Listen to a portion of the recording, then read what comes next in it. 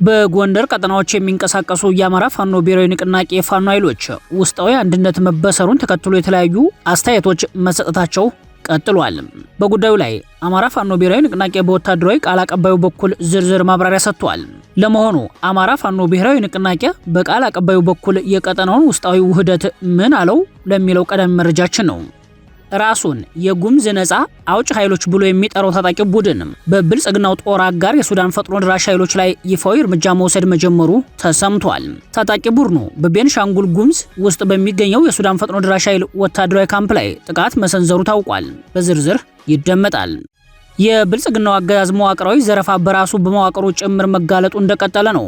በአንድ ተቋም ውስጥ 3.6 ቢሊዮን ብር መባከኑ በኦዲት ተረጋግጧል። ሌላኛው መረጃችን ነው። በጦርነት አፋፍ ላይ የሚገኙት ህወሓትና ብልጽግና የተዘጋጁበትን ጦርነት እንዳይጀምሩት የማስቀረት አቅም ያላት አሜሪካ ሌላ ዙር የማደራደር ሙከራ በማድረግ ላይ መሆኗ ተሰምቷል። በሌላ በኩል ህወሓት ታግለ ከማሸነፍ በስተቀር አማራጭ የለህም በሚል አዲስ መግለጫ አውጥቷል። የውስጥ ድርድርና የአደባባይ የጦርነት ቅስቀሳዎች ጎን ለጎን ቀጥለዋል። በጉዳዩ ላይ ሰፋ ያለ መረጃ አሰናድተናል። የኢራን አሜሪካ ወታደራዊ ፍጥጫ በግጭት ታጅቦ ቀጥሏል። ሞገደኛው ትራምፕ በሆርሙዝ አዲስ እገዳ ሲጥሉ ሁሉም መርከቦች 20 በመቶ ታሪፍ ይከፍላሉ ተብሏል። በሌላ በኩል አሜሪካን የሚያስቆጣ ድርጊት ከወደ ሞቃዲሾ ተሰምቷል። ለሰዓቱ የመረጥንላችሁ ቀጠናዊ መረጃችን ነው። ሰላም ጤና ይስጥልን ውድ የጣና ቲቪ ተከታታይ ቤተሰቦቻችን አብራችሁን ስትቆዩ እነዚህና ሌሎች ዝርዝር መረጃዎችን ታደምጣላችሁ። አክብሮታዊ ግብዣችንን በማስቀደም ወደ ሰዓቱ ዜናና መረጃዎቻችን እናመራለን። የጎንደሩ ውህደት የትግሉም ምዕራፍ ባጭር ጊዜ ሊቋጭ የሚችል አካሄድ መሆኑን የአማራ ፋኖ ብሔራዊ ንቅናቄ ወታደራዊ ቃል አቀባይ ገለጸ። በጎንደር ቀጠናዎች የሚንቀሳቀሱ የአማራ ፋኖ ብሔራዊ ንቅናቄ ፋኖ ኃይሎች ውስጣዊ አንድነት መበሰሩን ተከትሎ የተለያዩ አስተያየቶች መሰጠታቸውን ቀጥለዋል። ውስጣዊ አንድነቱ በታጋዮች እና በትግሉ ደጋፊዎች ዘንድ ከፍተኛ መነቃቃት ከመፍጠሩም በላይ የአማራን የህልውና ትግል ወደ ላቀ ደረጃ ከፍ ያደርገዋል የሚል እምነት ተጥሎበታል። የደም ዋጋ ከፍለው አንድነቱን ያመጡት የፋኖ አመራሮች በቀጣዩ የትግል አቅጣጫ ዙሪያ ልዩ ማብራሪያ መስጠታቸውን በተመለከተ መዘገባችን ይታወሳል። በጉዳዩ ላይ ከኢኤምኤስ ጣቢያ ጋር ቆይታ ያደረገው የአማራ ፋኖ ብሔራዊ ንቅናቄ ወታደራዊ ቃል አቀባይ አበበ ሙላቱ በበኩሉ የጎንደሩ የፋኖ ውስጣዊ አንድነት የትግሉን ምዕራፍ በአጭር ጊዜ ሊቋጭ የሚችል አካሄድ መሆኑን አሳውቋል። ውህደቱ እንደ ድርጅት እስካሁን ስንጠብቀው የነበረ በጉጉት ሲጠበቅ የነበረ ዓለም አቀፉ ማህበረሰብ አጠቃላይ የውጭው ማህበረሰብ ደጋፊያችን በሀገር ውስጥም ያለው ህዝባችን እንዲሁም ለዚህ ትግል አንዲት ውድ ነፍሳቸውን እየሰጡ ለሚፋለሙ ጀግኖቻችን መሬት ላይ ያሉ ወንድሞች እንዳጠቃላይ ውህደቱን የሚፈልጉት ጉዳይ ነበረ።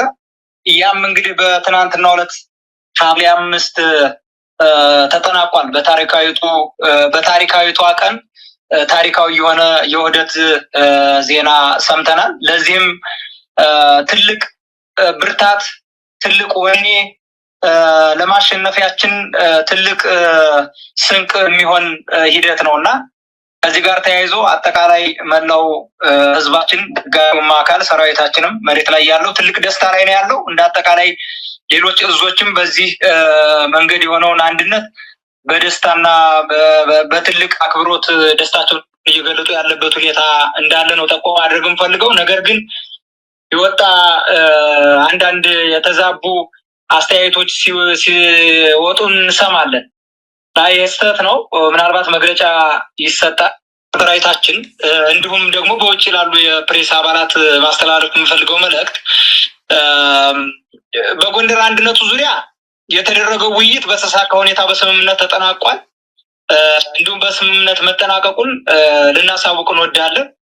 ሆኖም ግን በመጠናቀቅ ላይ ያሉ የተወሰኑ ቴክኒካል ጉዳዮችም በመኖራቸው ምክንያት የአዲሱን እዝ መዋቅር ያካተተ ዝርዝርና አጠቃላይ መግለጫ ነገና እንግዲህ ከነገ በስቲያ የሚሰጥ ይሆናል።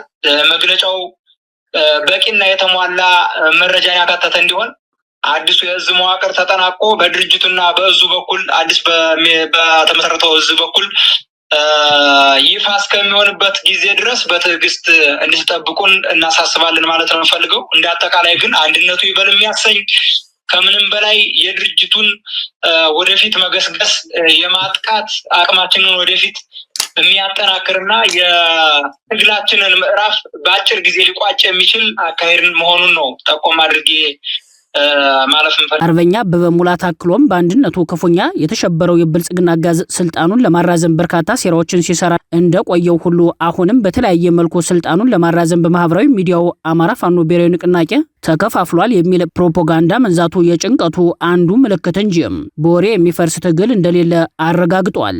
በጦር ሜዳ የተሸነፈው የብልጽግናው አገዛዝ በፕሮፓጋንዳ ስልጣኑን ለማራዘም ከከፈተው ዘመቻ ትይዩ የሃይማኖት ተቋማትንና የሃይማኖት አባቶችን ኢላማ ያደረገ አደገኛ የግድያ ሴራ ተግባራዊ በማድረግ የሃይማኖት ግጭት ለመቀስቀስ በሰፊው እየሰራ እንደሚገኝ የፋኖ አመራሩ በልዩ ሁኔታ አብራርቷል። እንደ አማራ ፋኖ ብሔራዊ ንቅናቄ ቃል አቀባይ አርበኛ አበበ ሙላቱ ገለጻ አገዛዙ በአማራ የተለያዩ አካባቢዎች ተመሳሳይ ግድያ በመፈጸም የሃይማኖት ግጭት ለመቀስቀስ ተከታታይ ጥቃቶችን ሰንዝሯል።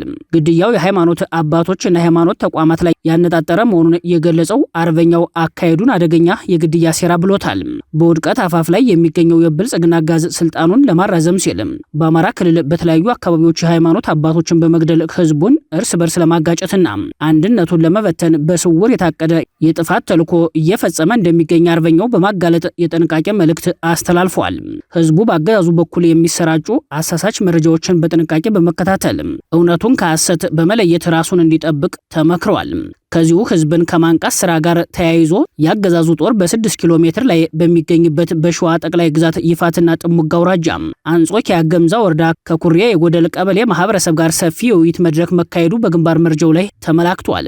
አማራ ፋኖ ብሔራዊ ንቅናቄ ሸዋ ጠቅላይ ግዛት አሳምነው እዝ መሐመድ ቢሆነኝ ኮር አስቴጎማ ተራራ ክፍለ ጦር ነጻ ካወጣቸው ቀበሌዎች አንዷ የሆነችው በኮሬ የጎደል ቀበሌ አገዛዙ ከሚገኝበት የወረዳ ከተማ በ6 ኪሎ ሜትር ርቀት ላይ በምትገኘው ቀበሌ ውስጥ የተካሄደው መድረክ የመራው የአማራ ፋኖ ብሔራዊ ንቅናቄ ወታደራዊ ቃል አቀባይ አበበ ሙላቱና ሌሎችም የኮር እና የክፍለ ጦር አመራሮች መገኘታቸው ታውቋል። ለመወያየት የተመረጡ አጀንዳዎች የትግላችን ገፊ ምክንያቶች፣ ትግላችን ያለበት ደረጃ፣ ልማትና ትግል እንዲሁም ህዝባዊ አደረጃጀትን ማጠናከር የሚሉ ሲሆኑ ይህም ለማህበረሰቡ የትግሉ ገፊ ምክንያቶች የተዘነጉ ባይሆንም ብልጽግና በየጊዜው ከሚሰራው ደባ አንጻር ለማህበረሰቡ አጽንኦት እየሰጡ ንቃተ ህሊናውን ማሳደግ ተገቢነቱ ታምኖበት ነው በአጀንዳነት የቀረበው በማለት አርበኛ አበበ ሙላቱ አስረድቷል።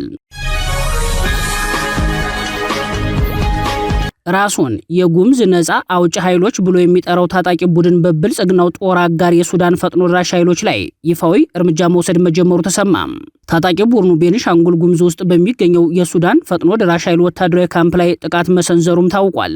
የሱዳን የውክልና ጦርነት የጦር ሜዳ ሰለባ በሆነው በኢትዮጵያ ቤኒሻንጉል ጉምዝ ክልል ውስጥ የሚንቀሳቀሰው ራሱን የጉምዝ ነጻ አውጪ ኃይሎች ብሎ የሚጠራው ታጣቂ ቡድን በብልጽግናው አጋዝ ቀጥተኛ ፍቃድ የኢትዮጵያ ሉዓላዊ ግዛት ውስጥ ቤኒሻንጉል ጉምዝ ክልል የጦር ካምፕ በሰራው በሱዳን ፈጥኖ ደራሽ ኃይል ታጣቂዎች ላይ የተቀናጀ ወታደራዊ እርምጃ መውሰድ መጀመሩ ተሰምቷል። የሱዳን ፈጥኖ ደራሽ ኃይሎች በብልጽግና ድጋፍ በቤኒሻንጉል ጉምዝ ክልል ውስጥ የጦር ካምፕ ከመሰረተ ወዲህ በአካባቢው በንጹሃን ላይ ግድያ፣ ዝርፊያና አስገድዶ መድፈር በመፈጸም ላይ ነው የሚል ተደጋጋሚ ክስ ሲቀርብበት እንደቆየ ይታወሳል። ይህን ክስ ተከትሎ የተቀሰቀሰውን ህዝባዊ ቁጣ ምክንያት በማድረግ የጉምዝ ታጣቂ ቡድን በሱዳን ፈጥኖ ደራሽ ኃይሎች ወታደራዊ ካምፕ ላይ ጥቃት መሰንዘሩን የአካባቢው የዜና ምንጮች ጠቁመዋል። ሆኖም ይህ ታጣቂ ቡድን ካለበት የአቅም ውስንነት አኳያ በፈጥኖ ደራሽ ኃይሉ ላይ ፈጸመው የተባለው ጥቃት የከፋ ጉዳት ማድረስ ባይችልም ጥቃቱ ቀጠናዊ አንድምታ ያለው የፖለቲካ ትርጉም ይዟል። በቀጠናው ተከታታይ ጥቃትና ሽንፈት በማስተናገድ ላይ የሚገኘው የሱዳን ፈጥኖ ደራሽ ኃይሎች ከባድ ሽንፈት ገጥሟቸው ኩምሩክን ለቀው ከወጡ በኋላ ኢትዮጵያ የውክልና ጦር ሜዳ ሰለባ ያደረጋት የብልጽግናው አጋዝ በቀጠናው የአልቡርሃንና የህወሓት እንዲሁም የታጣቂዎች ጥምረትን በመስጋት መከላከያ ሰራዊቱን ወደ መተከልና አሶሳ ግንባር የድንበር ቀጠና ማንቀሳቀሱን መዘገባችን ይታወሳል። ብልጽግና ጦሩን በዚህ ቀጠና ያሰማራው በአማራ ክልል በወይ ዞንና በምዕራብ ጎጃም በተለያዩ ወረዳዎች በተለይም ፋግታና አዲስ ቅዳም በሰከላ ላለፉት 3 ዓመታት ካምፕ ሰርቶ ከፋኖ ጋር ሲዋጋ የቆየው መከላከያ ሰራዊት ካምፕን አፍርሶ ነው። መከላከያ ቀድሞ ከነበረበት ካምፕ ለቆ በመውጣት ባለፉት 3 ቀናት ውስጥ ወደ መተከልና ወደ ምዕራብ አሶሳ እንዲንቀሳቀስ ትዕዛዝ ተሰጥቶታል። በዚህ ሁኔታ ራሱን የጉምዝ ነጻ አውጪ ግንባር ብሎ የሚጠራው ታጣቂ ቡድን በሱዳን ፈጥኖ ደራሽ ኃይሎች ላይ ቤኒሻንጉል ጉምዝ ውስጥ ጥቃት መክፈቱ በምዕራብ ኢትዮጵያ ያለውን ወታደራዊ ውጥረት ድንበር ተሻጋሪ ባህሪ ያመላከተ ሆኗል። የብልጽግናው አገዛዝ መዋቅራዊ ዘረፋ በራሱ በመዋቅሩ ጭምር መጋለጡ እንደቀጠለ ነው። በአንድ ተቋም ውስጥ 3.6 ቢሊዮን ብር መባከኑ በኦዲት ተረጋገጠ። የብልጽግናው አገዛዝ መዋቅራዊ ዘረፋ በየጊዜው በራሱ በመዋቅሩ በሚወጡ መረጃዎች መጋለጡ እንደቀጠለ ነው። ከወራት በፊት ሪፖርተር ጋዜጣ ለፓርላማ የቀረበውን የኦዲት ሪፖርት ጠቅሶ የ98 ቢሊዮን ብር ዘረፋ ማጋለጡ አይዘነጋም። በተመሳሳይ ባለፈው ሰኔ በራሱ በአገዛዙ መዋቅር በተጋለጠው መረጃ መሰረትም ከመንግስት መስሪያ ቤቶች 15 ቢሊዮን ብር ያለ አግባብ በወጣበት መቅረቱ ሪፖርት መቅረቡን ይታወሳል። በተለያዩ ከመንግስት መስሪያ ቤቶች ያለ አግባብ የተፈጸመ ክፍያ መሆኑ ተረጋግጦ ተመላሽ እንዲደረግ ከታዘዘው ገንዘብ ወደ 15 ቢሊዮን ብር በወጣበት መቅረቱን የፌዴራል ዋና ኦዲተር መስሪያ ቤት ለፓርላማ ያቀረበው ሪፖርት ምላሽ ሳይሰጠው ዛሬም ተጨማሪ መጠነ ሰፊ የገንዘብ ብክነት መፈጸሙ ታውቋል። የፌዴራል ዋና ኦዲተር መስሪያ ቤት በሪፖርቱ ላይ እንዳመላከተው እንደ አውሮፓውያኑ የዘመን ቀመር በ2018 እስከ 2025 በመስኖና ቆላማ አካባቢ ሚኒስቴር ስር በተከናወኑት የዊልመል እና የጨልጨል የመስኖ ፕሮጀክቶች ላይ ባካሄደው የክዋኔ ኦዲት ከፍተኛ የህዝብ ገንዘብ ብክነትና የውል ጥሰት መፈጸሙን ይፋ አድርጓል። ዋና ዋና የኦዲት ግኝቶችን በተመለከተ የገንዘብ ብክነት የዋጋ ማስተካከያ አይፈቀድም የሚለው የውል ድንጋጌ ተጥሶ በተደረጉ ማሻሻያዎች 3.69 ቢሊዮን ብር የሚደርስ ህገወጥ ተጨማሪ ወጪ ተደርጓል። ይህም 3.6 ቢሊዮን ብር በተቋሙ ውስጥ መዘረፉን ያሳያል ነው የተባለው። ሌላኛው የሪፖርቱ ክፍል የቅንጡ መኪናዎች ግዥ በጨልጨል ፕሮጀክት ውስጥ በውል ያልተካተቱ ከ132 ሚሊዮን ብር በላይ የፈጁ የ2023 ሞዴል ቅንጡ ተሽከርካሪዎች ቪ6 እና ቶዮታ ፕራዶ ተገዝተው በተቋራጩ እጅ እንዲገቡ ተደርጓል። በሶስተኛ ደረጃ የቀረበው የዘረፋ ሪፖርት የሰነድ ማጭበርበር ሲሆን የ75 ሚሊዮን ብር የመስክ ተሽከርካሪዎች ግዥ የተጠናቀቀ ግንባታ ተደርጎ በተጭበረበረ ጊዜያዊ የክፍያ ማረጋገጫ ተፈጽሟል ይላል በፓርላማ ደረጃ የቀረበው ሪፖርት። መዋቅራዊ ዘረፋ የበዛበት የብልጽግናው አገዛዝ ጉዳዩን ከሪፖርት ባለፈ ተጠያቂነት ማረጋገጥ አልቻለም። አገዛዙ መዋቅራዊ ዘረፋን ለባለስልጣናቱ ያስተማረ በመሆኑ የተዘረፈው ገንዘብ ተመላሽ ሊሆን እንደማይችል የብዙዎች እምነት ነው። በጦርነት አፋፍ ላይ የሚገኙት ህወሓትና ብልጽግና የተዘጋጁበትን ጦርነት እንዳይጀምሩት የማስቀረት አቅም ያላት አሜሪካ ናት ተባለ። ሌላ ዙር የማደራደር ሙከራውም በአሜሪካ ቀጥሏል። በሌላ በኩል ህወሓት ታግለህ ከማሸነፍ በስተቀር አማራጭ የለህም በሚል አዲስ መግለጫ ወጥቷል። ሰሜን ኢትዮጵያን ማዕከል አድርጎ ወደ ቀጠናው ይሻገራል የተባለውን የህወሓትና የብልጽግና ጦርነትን የማስቀረት አቅም ያላት አሜሪካ መሆኗ ተገለጸ። አሜሪካ ለሁለቱ ጦረኛ ኃይሎች ህወሓትና ብልጽግናን ለማደራደር የመጨረሻ ትዕዛዝ መስጠቷን ተከትሎ በሁለቱም በኩል የመደራደር ፍላጎት ታይቷል። የብልጽግናው አለቃ አብይ አህመድ በቅርቡ በነበራቸው የፓርላማ ቆይታ ህወሓት አመሉን ካሻሻለና ቀልብ ከገዛ ለመደራደር እንደሚቻል ሲገልጹ፣ በተመሳሳይ የህወሓቷ ከፍተኛ አመራር ፈትለወርቅ ገብረ እግዚአብሔር ከአዲስ አበባ ውጭ በሶስተኛ ሀገር ንግግር ሊኖር እንደሚችል መጠቆማቸው ይታወሳል። በጉዳዩ ላይ ተጨማሪ መረጃ የሰጡት አሜሪካዊው ፔተን ክኖፍ ህወሓትና ብልጽግና በፕሪቶሪያ የተፈራረሙት ግጭት የማቆም ስምምነት ትልቅ ስኬት መሆኑ መዘንጋት የለበትም ሲሉ ተሰምተዋል።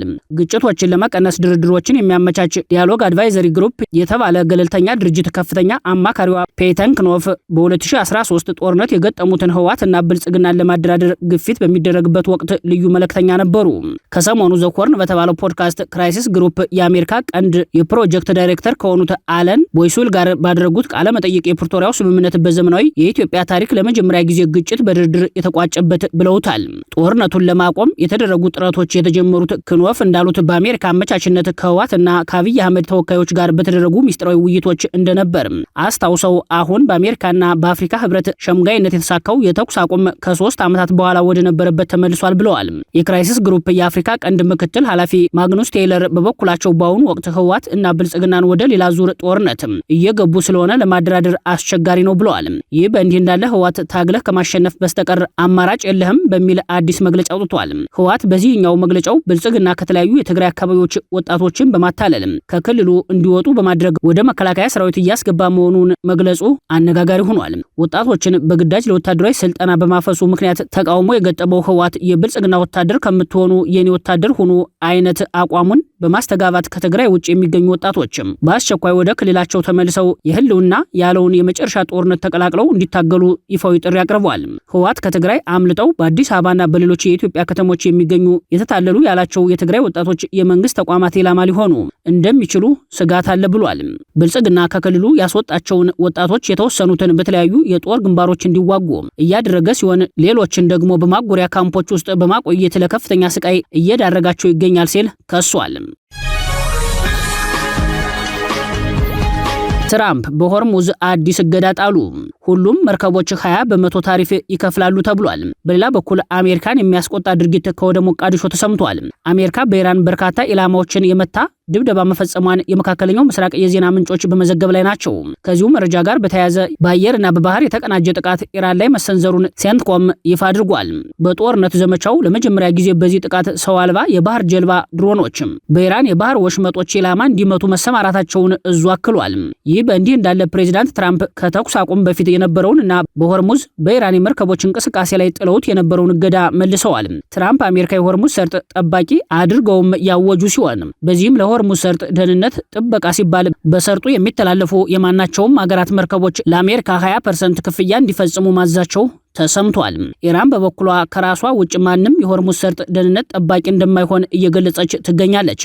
ሴንትኮም በሶስተኛ ምሽት የፈጸመው ጥቃት ትላንት የተፈጸመ ሲሆን በኢራን ጦር ላይ ከበድ ያለ ኪሳራ አስከትያለሁ ብሏል። የወታደራዊ መሰረተ ልማቶች፣ የአየር መከላከያ ስርዓቶችና የባህር ሰርጥ የራዳር ስፍራዎችን ማጥቃቱን ገልጿል። ትራምፕ በሆርሙዝ ሰርጥ የ20 በመቶ ማለፊያ ክፍያ ማወጃቸውን የገለጹት በራሳቸው ትሩዝ ሶሻል ማህበራዊ ገጽ ነው። አሜሪካ አሁን የሆርሙዝ ሰርጥ ጠባቂ ናት ሲሉም አውጀዋል። ሁሉም በሰርጡ የሚያልፍ ጭነት 20 በመቶ እንደሚቀረጥም ነው የገለጹት።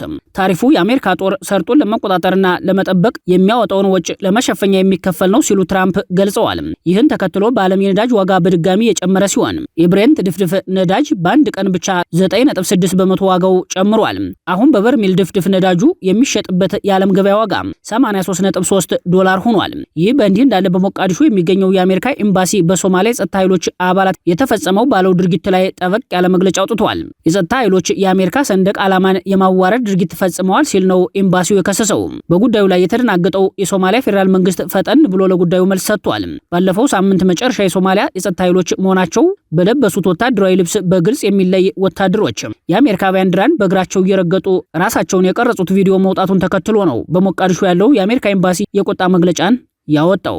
ወታደሮቹ ሆን ብለው ባንዲራውን ሲረግጡና እላዩ ላይ ቆመው ፎቶ ሲነሱ የሚያሳየው ቪዲዮ በማህበራዊ ሚዲያ ላይ ተሰራጭቷል።